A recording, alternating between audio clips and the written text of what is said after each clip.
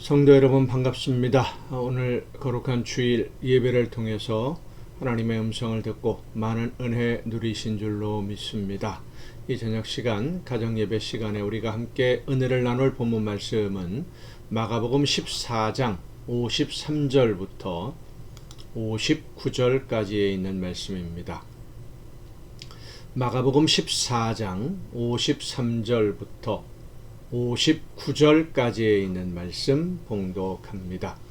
그들이 예수를 끌고 대제사장에게로 가니 대제사장들과 장로들과 서기관들이 다 모이더라. 베드로가 예수를 멀찍이 따라 대제사장의 집 뜰 안까지 들어가서 아랫사람들과 함께 앉아 불을 쬐더라. 대제사장들과 온 공회가 예수를 죽이려고 그를 칠 증거를 찾되 얻지 못하니 이는 예수를 쳐서 거짓 증언하는 자가 많으나 그 증언이 서로 일치하지 못함이라. 어떤 사람들이 일어나 예수를 쳐서 증언하여 이르되 우리가 그의 말을 들으니 손으로 지은 이 성전을 내가 헐고 손으로 짓지 아니한 다른 성전을 사흘 동안에 지으리라 하더라 하되 그 증언도 서로 일치하지 않더라. 아멘. 예수님을 제거하기 위해서 예수님을 죽이기 위해서 대제사장들과 바리새인들이 내세웠던 거짓 증인들은 왜 자기들끼리의 말이 일치하지 않아서 예수님을 처형하는 증거가 되지 못했을까요? 대제사장들이나 바리새인들이 내세운 증인들은 실제로 예수님이 하나님을 모독하는 말을 들었거나 직접 하는 말을 들었다거나 하나님을 참칭하는 그런 언행을 한 것을 직접 본 것이 아니라 예수님이 사형에 해당하는 범죄, 그러니까 하나님을 모독하는 죄를 범했다고 없는 죄를 만든 것이기 때문에, 말을 만든 것이기 때문에 사실은 몇 사람만 말을 맞추었어도 쉽게 끝날 문제였지요. 그리고 바리새인들도 그렇게 가볍게 생각했을 겁니다. 어려운 문제라고 생각하지 않았을 것입니다. 그런데 예수님이 잡혀오고 사형 판결에 내려질 범죄에 대해서 이제 증인들이, 거짓 증인들이죠, 조작한, 그리고 미리 짜 맞춘 대로 사람들이 증언하기 시작했을 때 증언이 꼬이기 시작을 합니다. 그리고 증언들이 서로 일치하지 않아서 혼란에 빠지게 됩니다. 하나님의 아들이신 예수님이 어설픈 인간들이 계획한 조작된 증인으로 죄인이 되고 그 죄로 인해서 죽임을 당하게 되도록 하나님이 그대로 버려두시지 않았기 때문입니다. 예수님은 죽임을 당하신 것이 아니라 스스로 목숨을 주신 겁니다. 당한 것이 아니에요. 힘이 없어서 죽임당한 것이 아니라 논리적으로 설명하지 못해서 증인들이 하는 거짓말이 그게 거짓말이다라고 하는 것을 설명하지 못해서 누명을 쓰고 죄인으로 죽은 것이 아닙니다. 거짓 증인들의 조작된 증거로 죄인이 된 게 아니에요.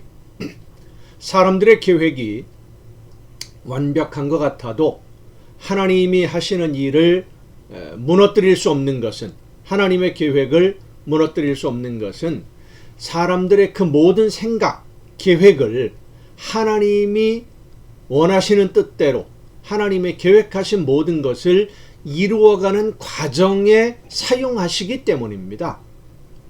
사람들이 아무리 지혜롭게 생각하고 계획을 세운다고 하더라도 하나님이 허락하지 않으시면 아무리 사소한 작은 일이라 할지라도 이룰 수 있는 것은 하나도 없습니다.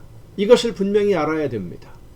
예수님은 참새 2마리가 한 아사리온에 팔려도 하나님이 허락하지 않으시면 그 하나도 땅에 떨어지지 않는다 라고 분명히 말씀하셨습니다. 하나님이 허락하지 않으시면. 하나님의 아들이신 예수님이 사람들의 계획에 의해서 함정에 빠지고 힘이 없어서 사람들에게 잡히고 거짓 증인들의 증언에 의해서 범죄자가 되어서 죽임을 당하는 것이 아니라 예수님이 스스로 자신의 목숨을 제물로, 세상 모든 사람들의 죄를 대신하는 제물로 드린다라는 것을 오늘 본문은 분명히 말씀해 주고 있습니다. 성도 여러분, 오늘 여러분의 하루는 어떻게 지내셨습니까?